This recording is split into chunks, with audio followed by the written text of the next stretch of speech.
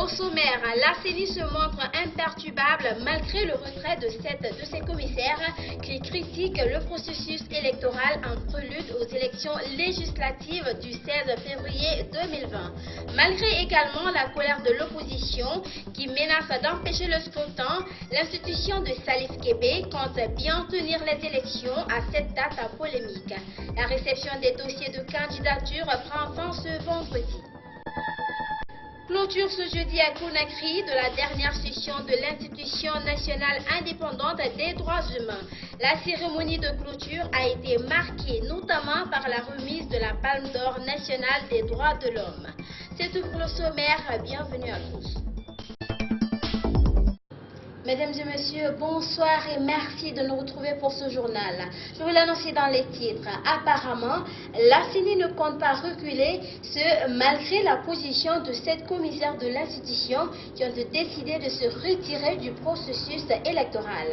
À ceci s'ajoute l'essentiel des partis politiques de l'opposition qui ne comptent pas aller aux législatives le 16 février prochain.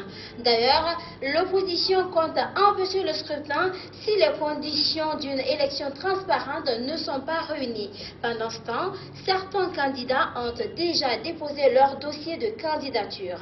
La commission de réception de ces dossiers rappelle que la date limite des dépôts, c'est ce vendredi 27 décembre. Suivez les détails avec Omar Kondé. Au cours de ce point de presse, le vice-président de la commission de réception et de traitement des dossiers de candidature a brièvement expliqué le rôle de cette commission dans le processus électoral. Une commission tripartite, il y a les éléments de la CENI, commissaire et cadre technique, il y a les cadres du ministère de l'administration du territoire, il y a aussi les cadres du ministère des Finances. Le travail est très simple, il s'agit de récupérer les dossiers, les examiner en fonction de ce qui a été dit dans la loi, dans le but de prendre pour dire que c'est au complet ou de dire non, allez compléter parce que c'est insuffisant. Il y a une équipe permanente pour la réception des dossiers. Il y a 2 autres équipes, chacune d'elles s'occupe ou de l'uninominal ou de la proportionnelle.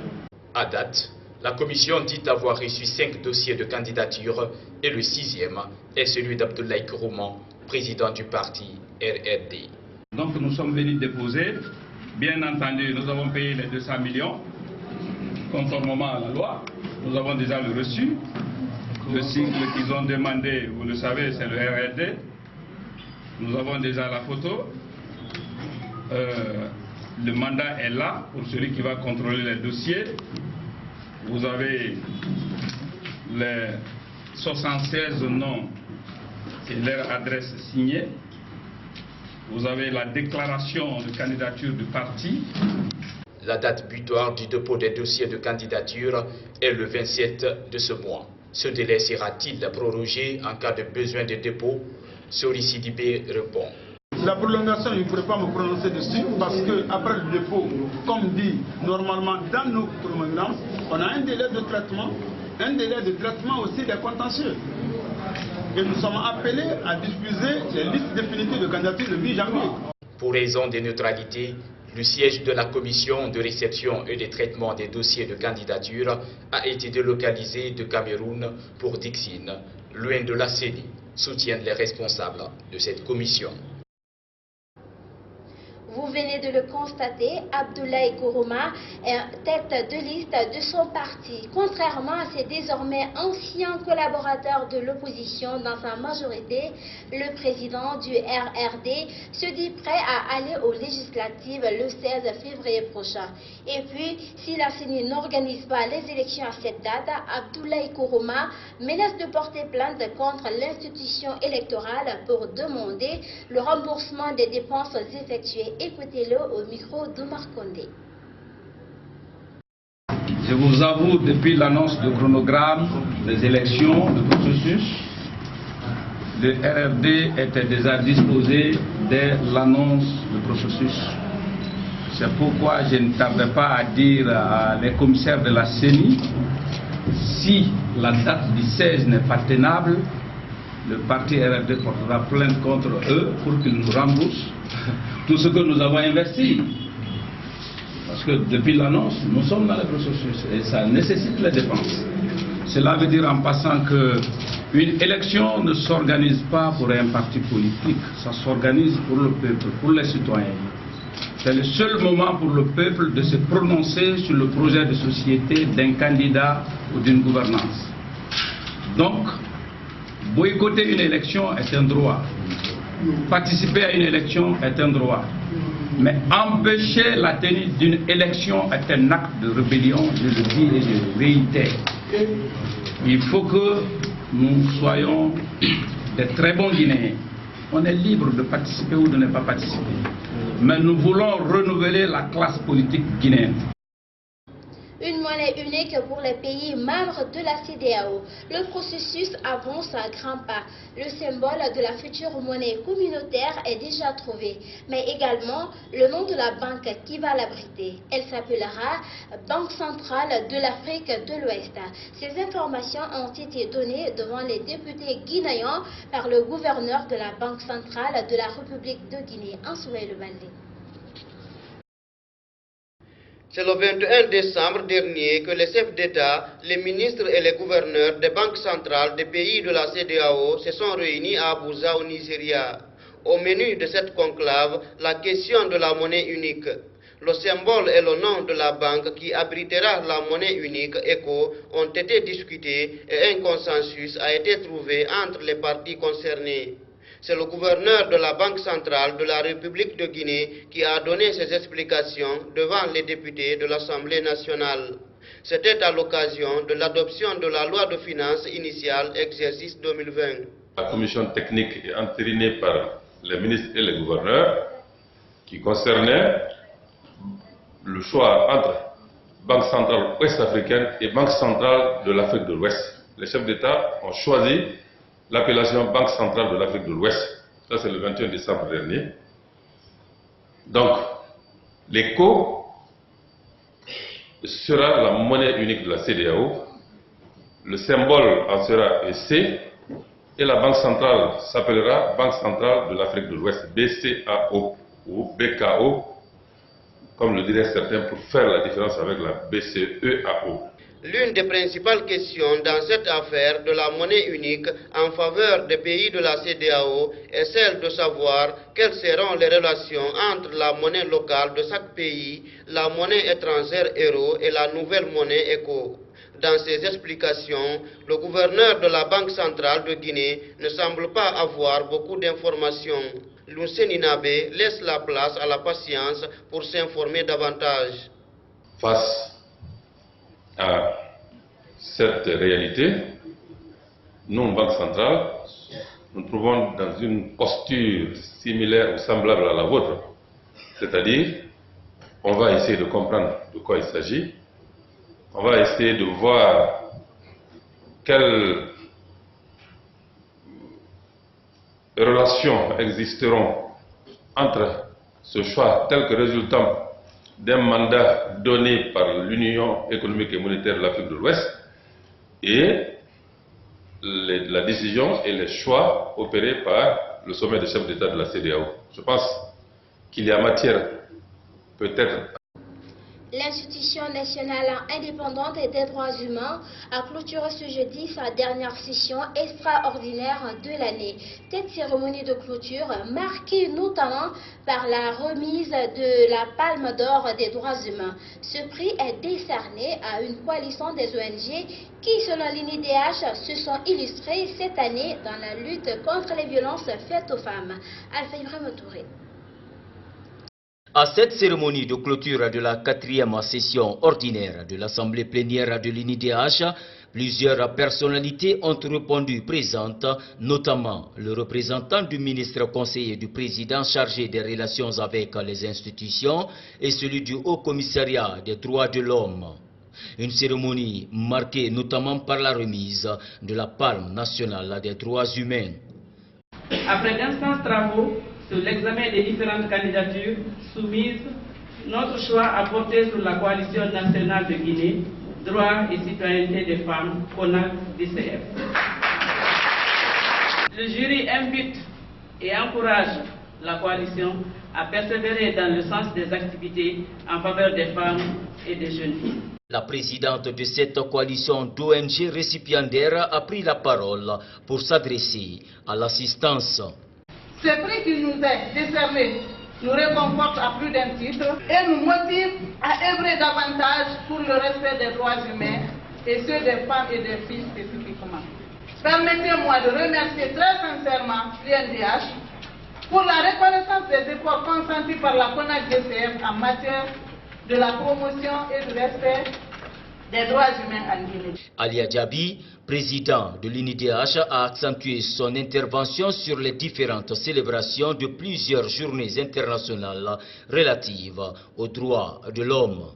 Ce mois de décembre a été également marqué par la célébration de plusieurs journées internationales des droits de l'homme, qu'il s'agisse de la commémoration du 71e anniversaire de la Déclaration universelle des droits de l'homme, de la journée internationale de lutte contre la corruption ou encore de la journée internationale des personnes handicapées. Durant la présente session, un atelier de renforcement des capacités organisé en partenariat avec l'Association francophone des commissions nationales des droits de l'homme et l'Organisation internationale de la francophonie a permis au commissaire aux droits de l'homme de revisiter le cadre juridique et institutionnel des droits de l'homme en Guinée.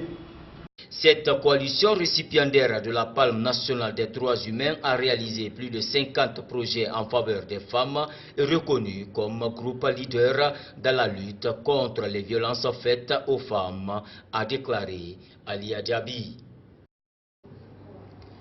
En France, la grève déclenchée contre la réforme des retraites continue de paralyser le pays. Une paralysie qui se fait sentir beaucoup plus dans le secteur de transport. La plupart des touristes venus visiter la capitale française en cette fin d'année sont obligés de parcourir de très longues distances à pied. Suivez. Voir la tour Eiffel et marcher, beaucoup marcher, comme un touriste à Paris, en cette période de grève. Hier, je pense que j'ai marché 24 km. Aujourd'hui, je pense que ce sera à peu près la même chose.